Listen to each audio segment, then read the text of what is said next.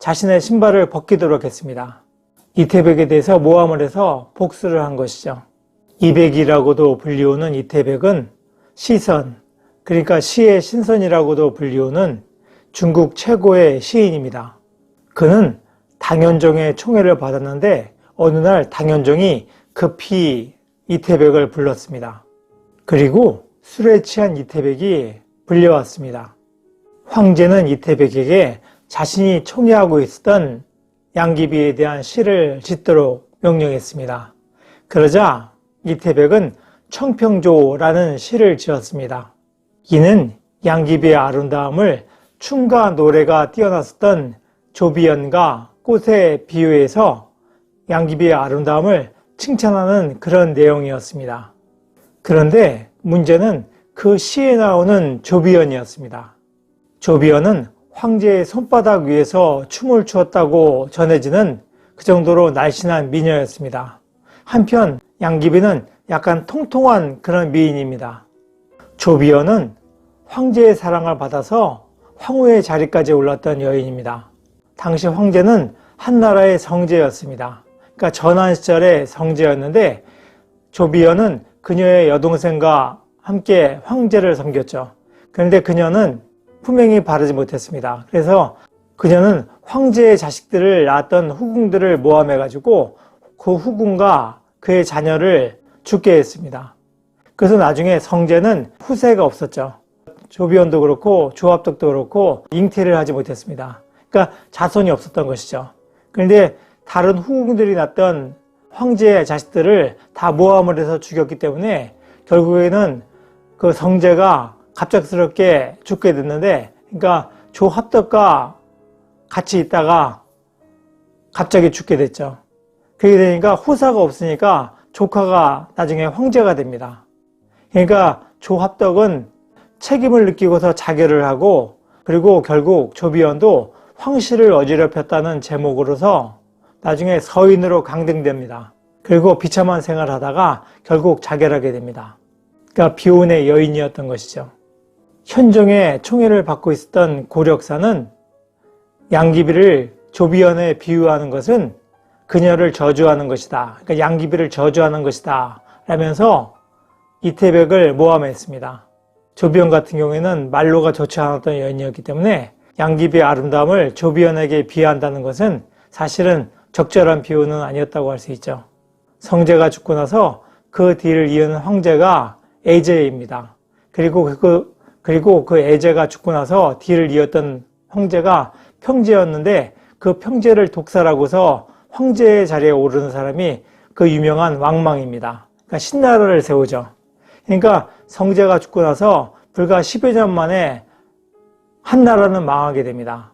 그러니까 만약에 조비연이가 황자들을, 그러니까 성제의 아들들을 죽이지 않았다면은, 모함해서 죽이지 않았다면은 아마도 신나라는 탄생되지 않았을지도 모르죠. 그 정도로 조비연은 어떻게 보면 악행을 범했던 것이고, 그러한 조비연과 양귀비를 같이 놓고 그의 아름다움을 논했다는 것은 사실은 문제가 있었던 비유였던 것이죠. 이태백은 황제의 부름을 받고서 자신의 능력이 인정받게 되자 당시 황관이었으면서 황제의 총애를 받고 있었던 고력사에게 자신의 신발을 벗기도록 했습니다. 그러니까 황제의 총애하던 신하에게 술 먹은 술기운을 핑계 삼고서 자신의 신발을 벗기도록 한 것이죠. 그러니까 고력사로서는 황관이었지만은 치욕적인 일이었던 것입니다. 그래서 그 일을 가슴에 담고 있다가 이런 결정적인 순간에 이태백에 대해서 모함을 해서 복수를 한 것이죠. 결국 고력사의 모함을 받았던 이태백은 궁궐을 쫓겨나와서 천하를 떠돌게 됩니다. 사실 양귀비 같은 경우에도 나중에 안녹사의 난이 벌어졌을 때 병사들이 양귀비 때문에 나라가 망했다, 나라가 어지러졌다 하면서 양귀비와 양국충을 죽이도록 병사들이 요구를 합니다. 그래서 어쩔 수 없이 당현종은 간신이었던 양국충을 죽이고 양귀비에게도 자결을 시키죠. 양귀비도 자결로서 생을 마감했기 때문에 그의 운명은 어떻게 보면 조비연과도 같다고 할 수 있었습니다. 고력사는 구밀복검, 즉 입으로는 달콤한 말을 하면서 뒤로는 뱃속으로는 칼을 품고 있다고 알려졌던 이인보나 양귀비의 친척으로서 양귀비의 후광을 얻고서 권력을 농단했던 양국춘과는 달리 당현종을 위해서 충성했던 신하입니다. 그는 당현종이 죽은 다음에 7일 동안 식음을 전폐하다가 결국 죽게 됩니다. 그 정도로 고력사 같은 경우에는 당현종에게는 충신이라고 할 수 있었던 그런 인물이었습니다. 그런 인물이 우리 이태백에 대해서는 악감정을 가지고 그에 대해서 모함을 했던 것이죠. 그리고 사실 어떻게 보면 모함이라고 할 것도 없을지도 모릅니다. 사실 양귀비를 조비연에게 비유한 것은 좋은 의미가 아니었을 수도 있습니다. 이태백과 같은 천하의 기재가 객기를 부려서 황제가 총애하던 인물을 모욕함으로써 결국 천하를 향한 자신의 날개를 접게 된 것을 보면 참으로 안타까운 일이라고 할 수 있습니다. 사람은 뜻을 얻었다고 느꼈을 때 더욱더 조심하여야 할 것입니다. 기고만장하면 안 되는 것이죠. 이태백의 신중치 못한 언행이 불러온 나비 효과로서 고력사는 이태백을 모함했다는 간신의 이미지가 씌워지고 이태백 스스로는 스스로 천하를 향해서 뜻을 펼칠 수 있는 그런 기회를 놓치게 되었으니 참으로 안타까운 일이라고 할 수 있을 것입니다.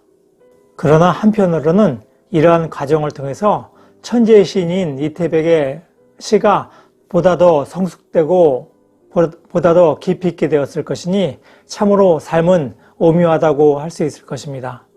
한편 시성, 그러니까 시의 성인이라고도 불리우는 두보와 함께 여행하기도 했던 이태백은 뱃놀이를 하다가 물속에 비친 달을 보고서 그것을 건지고자 물속에 뛰어들어서 죽었다는 그런 전설이 전해집니다. 그 정도로 이태백은 풍류가 있는 그런 인물이었습니다. 이태백이 죽었던 해는 762년으로서 당현종이 죽었던 해이기도 합니다. 그리고 고력사도 그때 죽었죠. 그리고 당현종의 아들로서 알록산의 난을 평정하는데 힘을 기울였던 당숙종도 같이 죽습니다. 그러니까 같은 해에 다 죽죠. 그래서 당대종이 그 후임을 잇게 됩니다. 이태백이 황간인 고력사에게 자신의 신발을 벗기도록 하는 그런 모욕을 주지 않고 그의 호감을 얻었다면 아마도 이태백은 궁궐에서 자신의 뜻을 펼칠 수 있는 그런 기회를 얻게 됐을지도 모릅니다. 이태백과 고력사의 교훈에서 평소에 말과 행동은 신중하여야 하며 특히 잘 나간다고 느꼈을 때는 더욱더 조심하여야 함을 다시 한번 생각하게 됩니다. 노력하는 여러분의 동반자, 동반TV입니다. 감사합니다.